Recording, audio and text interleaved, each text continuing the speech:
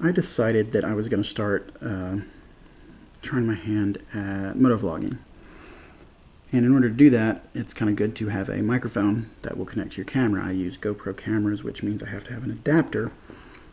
Since I've got a 3 and a 3 Plus, I've got to have an adapter in mini USB to add a 1/8 inch microphone output, which is kind of what the standard is. However, the ones you can get that are inexpensive are only 5-pin connectors, which don't work with a GoPro. You can see there's only pins on the top side of both of these. And now GoPro sells one. It's a little expensive. It's about 20 bucks, which isn't bad, but it's also very bulky. So this is a cheap one, and the GoPro one is even longer than this and will stick out of the side of the camera, which means the camera has to be further from the helmet, which makes it a little harder to deal with. And I didn't really want to do that, so I got this angled 90-degree one, which goes in and gives you a lot more room. You know, you can compare. You've got an extra, I don't know, 3/8 of an inch there with the cable tag there, almost a 1/2 inch of extra clearance you've got, and you can move your camera in closer. So that's what I wanted to do, but again, this one doesn't work because it's the wrong pinout. So what I'm left with is I'm going to have to make my own cable, and I'm also going to make my own microphone cable at the same time, just so I can have a very clean, customized microphone setup for my helmet. So I bought a couple of different things here. So I'm going to cannibalize this guy in order to use the 1/8 inch female jack, I'm basically going to recreate this in 90 degrees with the correct pinout. So I'm just going to cannibalize this guy, reuse this. I've got a standard 1/8 inch stereo cable here that I'm going to tie into my microphone, which is a wired microphone from the Sena Bluetooth headsets that you can install into helmets. So this one already has Velcro on the back. It's a really small form factor, and I really liked the idea of this not being invasive at all in the helmet. My helmet fits kind of tight, especially in the front, so I didn't want a big microphone to be in my face. So this is going to be a really small form factor, and it should work out well. But as you can see, it's got a custom plug on the back. Now this is the microphone, I think, for the SMH10R Sena product. I actually just got a 20S for my helmet, and it comes with this same microphone, but it has a 2.5 millimeter plug on the end of it, which I could have just used the standard adapter if I had gotten that microphone and I knew the difference. Just adapt 2.5 to 3.5 millimeter and just plugged it in. But we've got this already. I'm going to go ahead and give it a shot, and I'm going to use it. One difference you can see that I'm going to try to work around is these plugs here, and actually the GoPro camera and your standard adapters here are going to be stereo plugs. And if you can see this on the end, this microphone only has 2 wires, which means it's a mono microphone. So I'm actually going to probably wire this in dual mono. So I'm going to connect both of these to the mic signal and then have the ground here. So I won't just get left channel audio, I'll get both channels like I wanted. I don't know if it's going to work. I'm just going to try it, and I figured I'd record it, and if it doesn't work, I can share that with you, and if it does, that'd be even better, and you can see how I did it, and if you wanted to do something similar for yourself. So let's go ahead and start hacking some stuff up. And I'm using this one because the wire is a little thinner. This wire is a little thicker, a little harder to deal with, so I'm going to use this one. It's got a thinner wire, and we're just going to cut that guy off.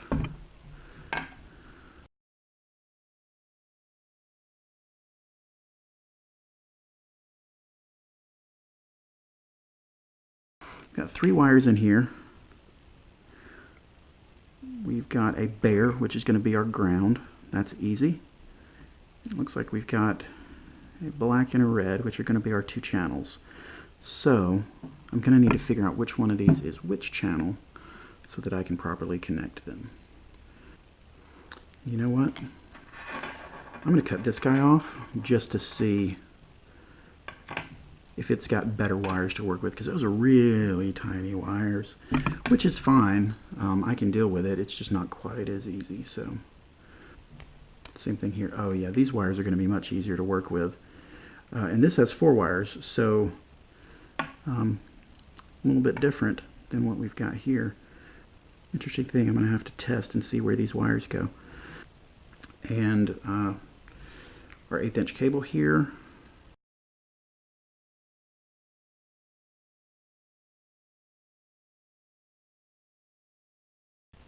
Same thing here, we've got 4 wires.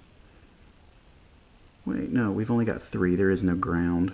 That's bare. So we got 3 wires here, which makes sense for a standard 3 connector plug because you're going to have ground right and left. So we just need to test and see which one of these is ground and right and left. And that's not going to be that big of a deal. Now let's jump over to the last thing we've got, which is our Sena microphone. Alright, and I'm going to cut this as long as I possibly can because I do like this thin wire. I'd like to use it as much as possible. So I'm going to cut this guy right at the plug.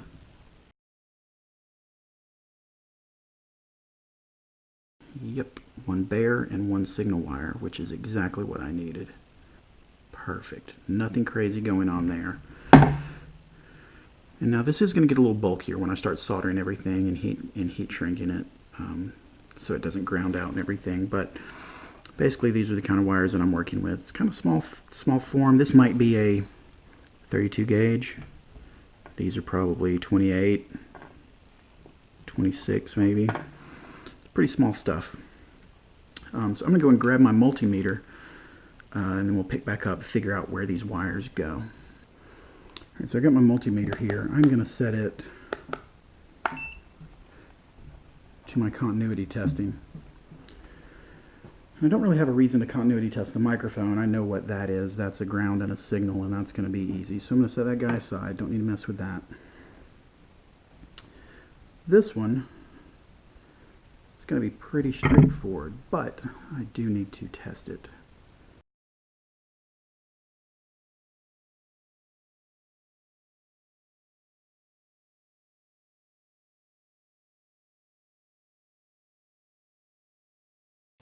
I'm actually going to run and go grab one more thing to make this easier real quick. Alright,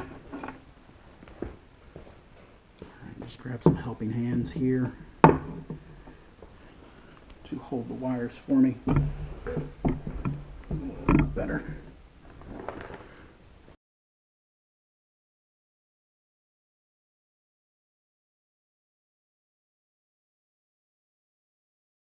So I'm just going to check continuity between these guys real quick. So we've got the ground here, which I'm guessing is green.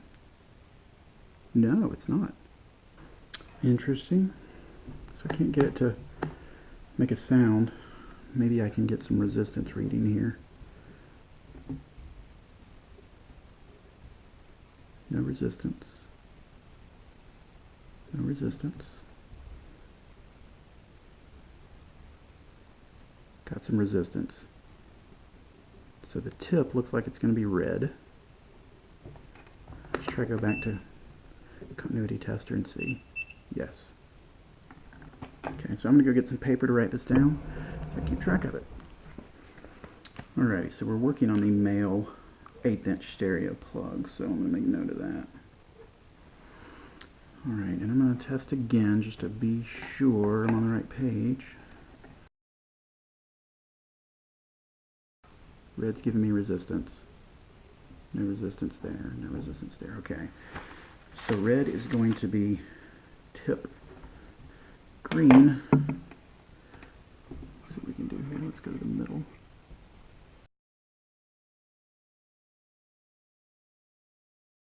Nothing there. Okay, so the middle is going to be green. That would be the right channel if we were recording stereo, which should mean that the bass is going to be yellow. So let's check that. Nothing there. So the bass is yellow. So that's pretty simple, which means I can go ahead and connect my microphone, in that case, female 1/8 inch now. We're going to do the same test on it because we need to know where the pins on that guy go to.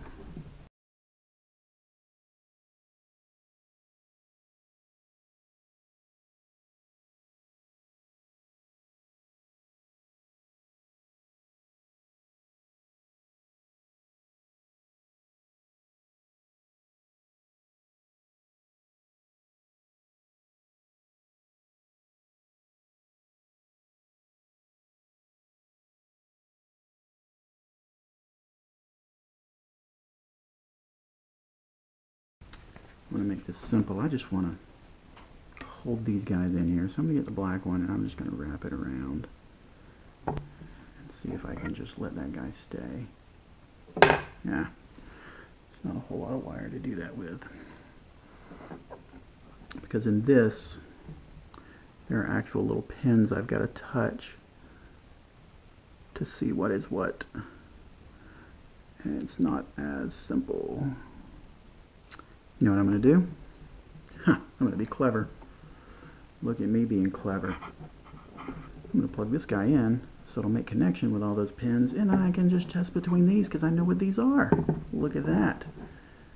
I'm going to call myself smart for that. It's a lot easier than trying to test it directly. Okay. So let's check our resistance. So the tip is red. So let's find out which one of these is the tip.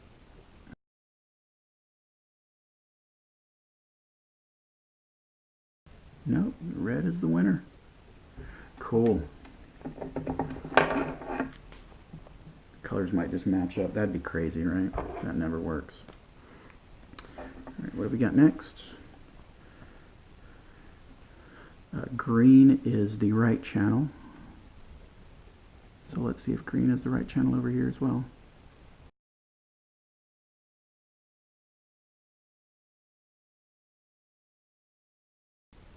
Yeah, how dare they use standard wire colors for anything, right? Okay, so white is center. And then yellow is our, yellow is our ground. Let's see if that's going to be black. I'm going to just bet on that. Yep, getting resistance on black there. Let's just test the others. We know it's not red, we know it's not white. Let's just check green. Ah,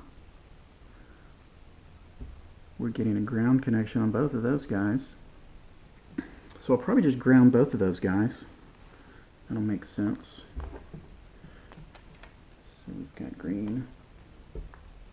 This 4-conductor might be like for an audio video adapter rather than just an audio adapter.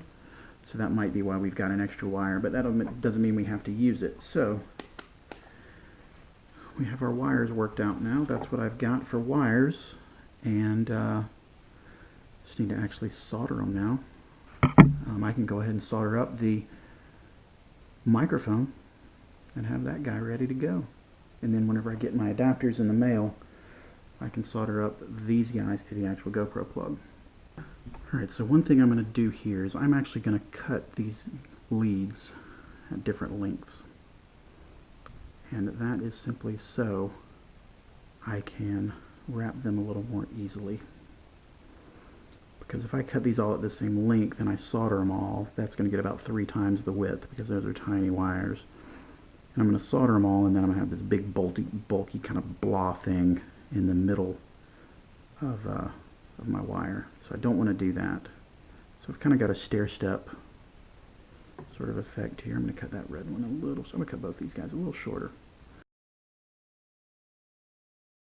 Okay, so you can see they're different lengths here. And when those get soldered and shrink wrapped and everything, they're going to be in different places. And technically, if the solder isn't touching, I wouldn't actually need to wrap them. So I'm going to play that by ear. If I can get a tight enough little solder bead on it, I should just be able to wrap those in one thing of heat shrink across this entire sleeve. And then I won't have to worry about wrapping them individually. So we'll see about that. I'll see what I can come up with. Oh wait, 2 of those have to be soldered together. Those, the green and the red get stuck together. So I'll just make both of those short, and that'll make things easy.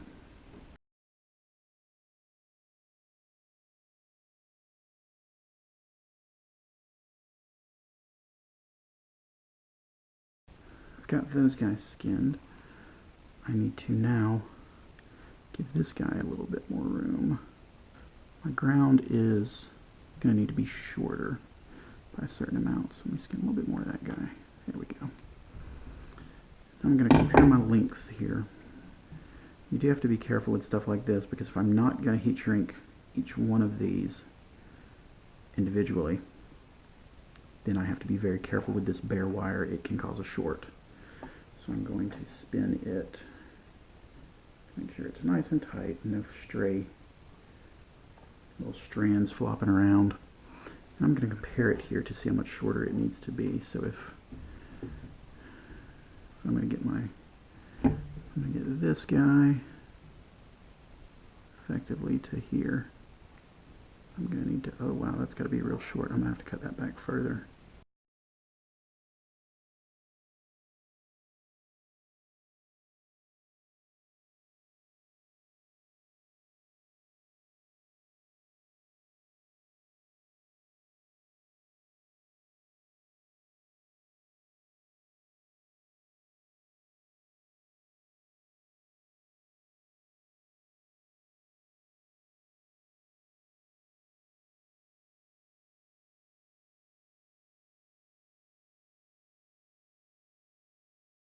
So I'm going to have to get creative to skin this little guy.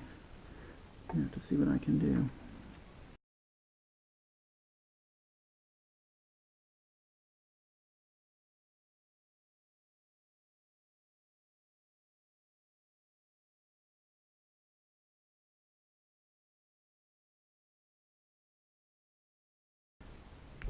There we go.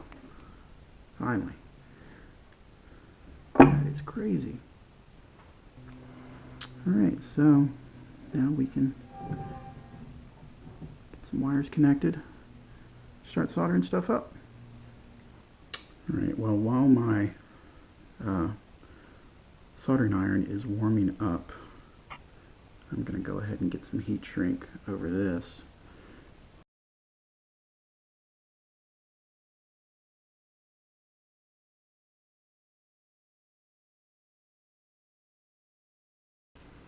It's very important when you're doing this to remember your heat shrink before you solder, because afterward you're stuck. And move it away from the heat. I have been soldering several times and overheated. If the heat shrink is sitting up here, there's a chance these wires could get hot enough to start contracting your heat shrink, which means you can't slide it up. I've had that happen too many times. Using alligator clips like this helps because these actually act as a heat sink a little bit. So that can help you, but still it's something to worry about.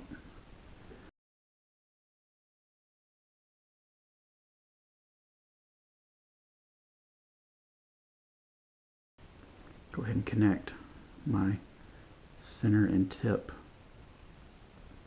signal wires, because those are going to be the same anyway. So again, like I mentioned, I'm doing this in a dual mono. So basically this should be a left and a right channel, the red and the green. However, I've only got one channel on my mic, so I'm just going to send the one channel to both, which will give me dual mono. Should. Don't quote me on that until it actually works. I might say, oh, this is a horrible failure, and then throw it away. Who knows?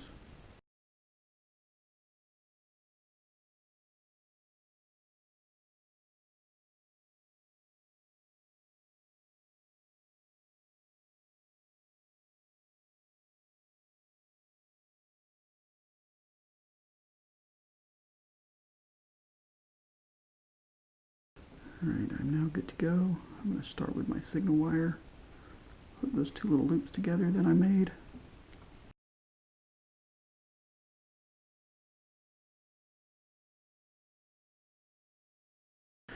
Just one thing to remember when you're soldering, you can tin your iron a little bit, but you want to be sure you're feeding your solder into your wire, not onto your iron.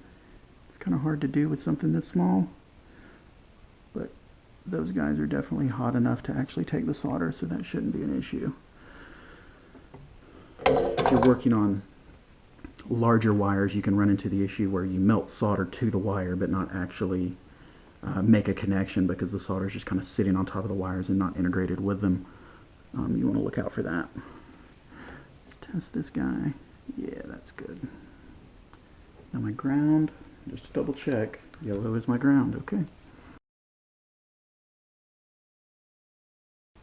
And you want to make sure that these are relatively close in length, because you don't want a big kink in your wire because your wires were the wrong length. And you see why I staggered them now. So I've got this connection, which isn't touching anything, and then this connection, which is my ground, so it doesn't short.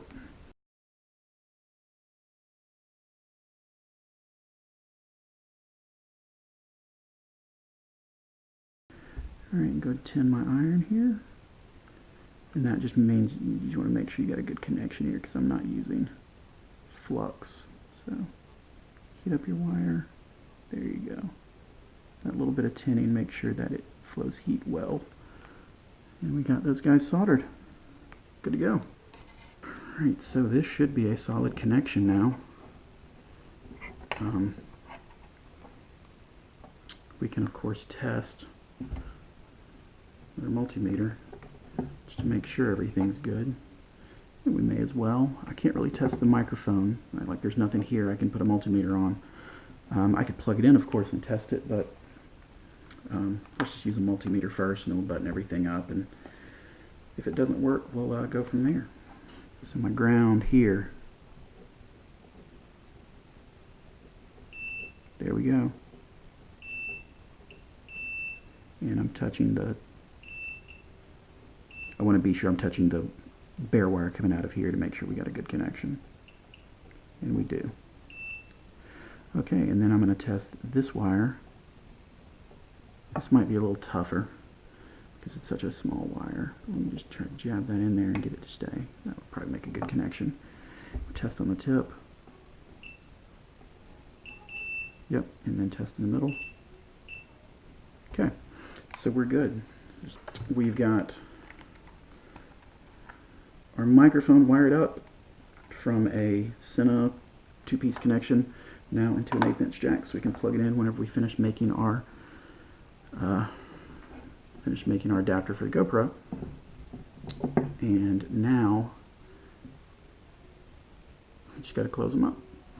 So I'm going to get my heat shrink I had earlier. That's way too long, but you know what? Better safe than sorry. Put it right there, and then we'll just hit our heat shrink. Make sure we got a good seal here. Now, if you're going to be riding in the rain at all and you want to do something like this, I would highly recommend you get the heat shrink tubing that has the epoxy in the center to protect it from elements. This, technically, you could get water down into this that could cause issues with your connection in the future. However, I rarely, if ever, ride in the rain, so I'm not that worried about it. But it's just an extra precaution you can take if you know you're going to be in the elements a little bit. Okay. So that is that. That's pretty clean, and this will just stick in the front of the helmet right there in front of my mouth, and then this will plug into my adapter that I'll be making next.